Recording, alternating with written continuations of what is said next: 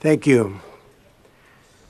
Prime Minister Netanyahu, Sarah Netanyahu, Chairman Avner Shalev, and Rabbi Israel Meyerlo for hosting us for this moving wreath-laying ceremony. We are here at Yad Vashem to honor the memory of 6 million Jews murdered in the Holocaust. 2/3 of the Jews in Europe were sent to their deaths. Words can never describe the bottomless depths of that evil or the scope of the anguish and destruction. It was history's darkest hour. Millions of innocent, wonderful, and beautiful lives, men, women, and children, were extinguished as part of a systematic attempt to eliminate the Jewish people.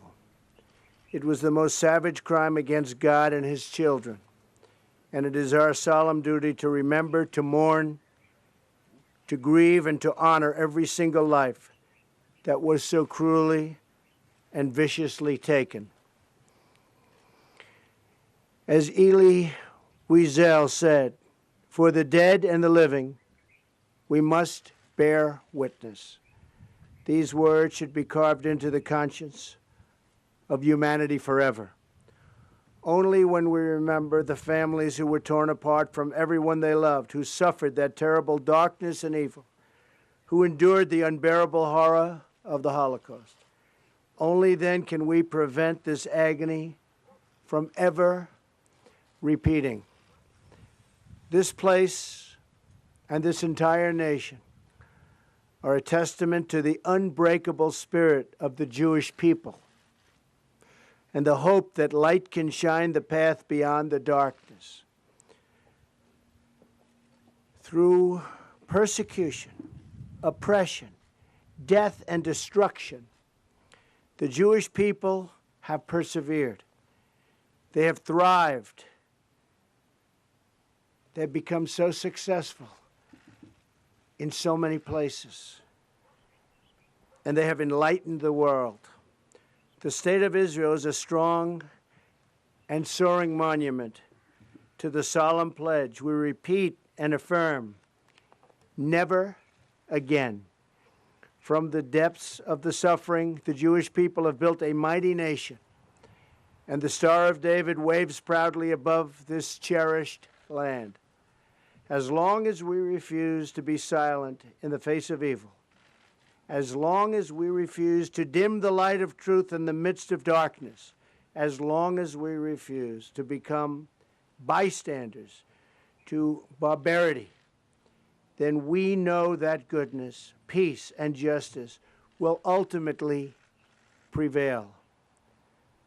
With sadness for the lives and dreams that were stolen from this earth, with determination to always keep the memories of the victims alive, and with resolve to confront evil wherever it threatens, we ask God to give us the strength, wisdom, and courage to chart the righteous path.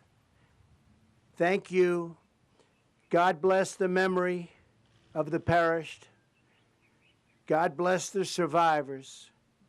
God bless the Jewish people. And God bless the State of Israel. Thank you for having me. Thank you.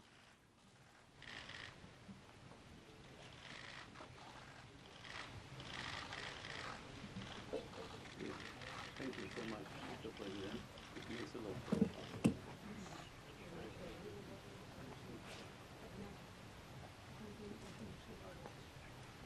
כבוד ראש הממשלה, בבקשה.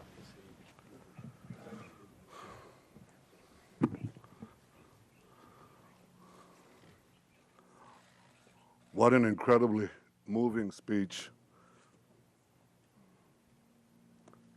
that in so few words said so much. Thank you, Mr. President. This adds to a historic visit. You are the first American president who chose to include Israel on his first foreign trip. You're the first president in office to visit the Western Wall. We were so deeply moved to see that picture of you touching the stones of the wall.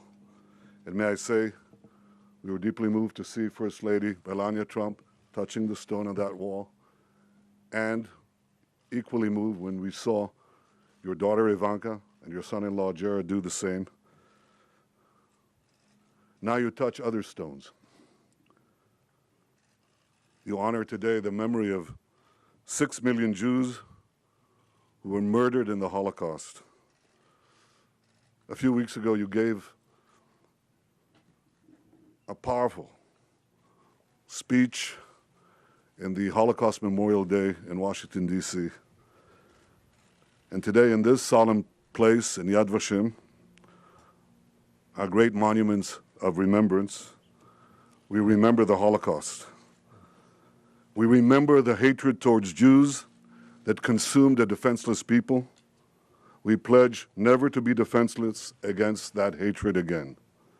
And to fulfill that pledge, Israel must always be able to defend itself by itself against any threat. I appreciate America's long-standing commitment to that principle. And Mr. President, I appreciate your commitment to that principle. Your commitment to the security of the one and only Jewish state, which is entrusted with securing the Jewish future. You said, Mr. President, just now, that we must confront evil in the world. We must confront the barbarians. They are, sadly, still with us. I want to say something about the bloody horror in Manchester last night. The slaughter of innocents must be unconditionally condemned and unflinchingly confronted, no matter where it occurs, in Manchester, San Bernardino, or Jerusalem. Terror is terror is terror. We must all unite to defeat it. Mr. President, today you called the terrorists losers. I know you agree with me that it's our job to make sure that they continue to lose. We will defeat them. Thank you. Thank you to First Lady Melania Trump. Thank you for taking such a strong stand for Israel and the Jewish people. It comes from the heart of all of us. Thank you, Mr. President.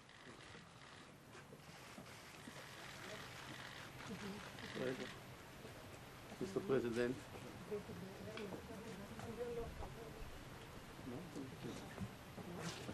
Please, we have here the First Lady. We have here a unique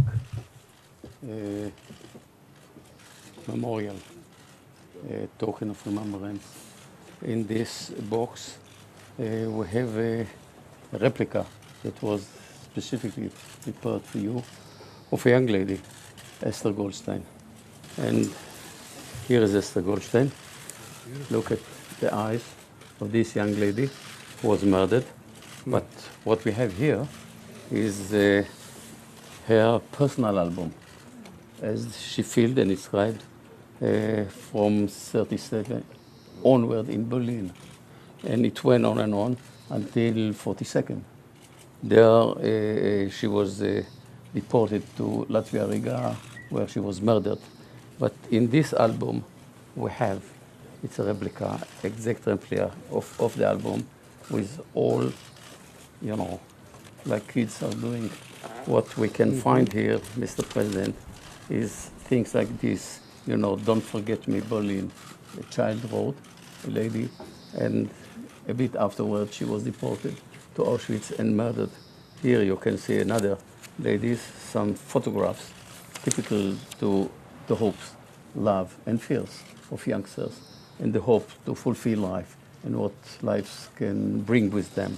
Another lady, Sonia, that writes to her, love the beautiful life, believe in God, don't be afraid of death, and wait for a better future. This was written in 42, which means at the midst of the killing and the murder, still hope, still love and still looking in a positive way towards the world. And this is the exact replica of that lady. We have here, Mr. President, behind the scenes, the story how this album came to us.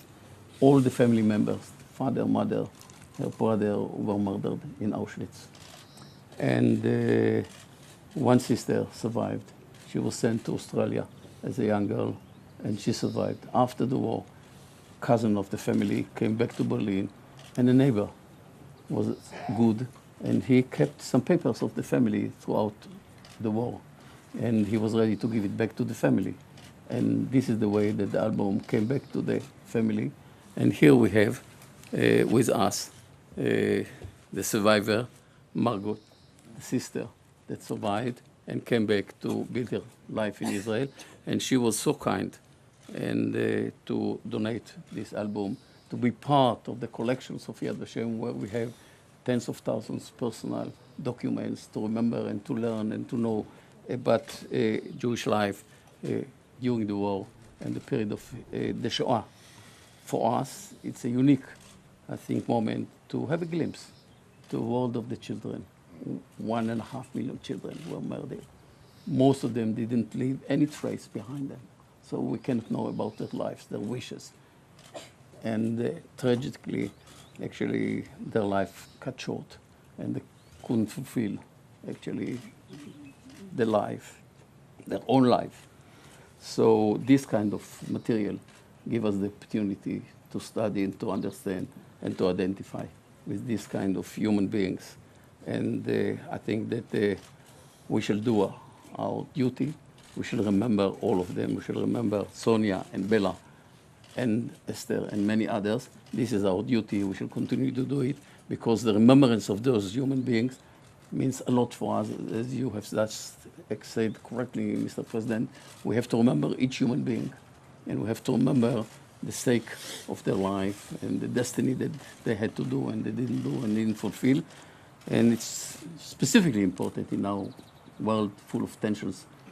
And thank you so much. Thank you. And thank you again.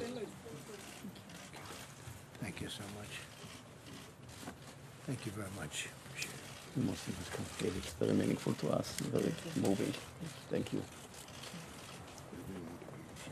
תודה רבה, מרגו.